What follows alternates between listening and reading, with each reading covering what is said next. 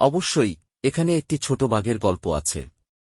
ভারতের হৃদয়ের গভীরে অবস্থিত একটি সবুজ জঙ্গলে রাজ নামে একটি মহিমান্বিত বাঘ বাস করত। রাজ জঙ্গলের রাজানির মধ্যে শান্তি বিরাজ করছে। কিন্তু একটা জিনিস ছিল রাজের সবকিছুর উপরে লালন, তার একাকিত্ব। একদিন রাজ যখন ঘন গাছপালা দিয়ে হেঁটে যাচ্ছিল, তখন সে একটি ছোট ক্লিয়ারিংয়ে হোঁচট খেয়েছিল, যেখানে একটি হরিণ পরিবার চড়তে জড়ো হয়েছিল। তাদের মধ্যে ক্লিয়ারিং পরিদর্শন করতে শুরু করেন। ছায়া থেকে দেখেন যে মায়া তার ভাইবোনদের সাথে খেলছে এবং তার মায়ের মৃদু লুলাবি শুনতেন। দিনগুলি সপ্তাহে পরিণত হওয়ার সাথে সাথে রাজের হৃদয় মায়া এবং তার পরিবারের জানতেন যে বাঘ হিসেবে তিনি কখনোই প্রকৃতপক্ষে থাকতে পারবেন না। এক সন্ধ্যায় দিগন্তের নিচে আক্রান্ত হৃদয় মায়ার পরিবারের কাছে গেল। তিনি তার একাকিত্ব এবং বিচ্ছিন্নতার অনুভূতি স্বীকার করেছেন।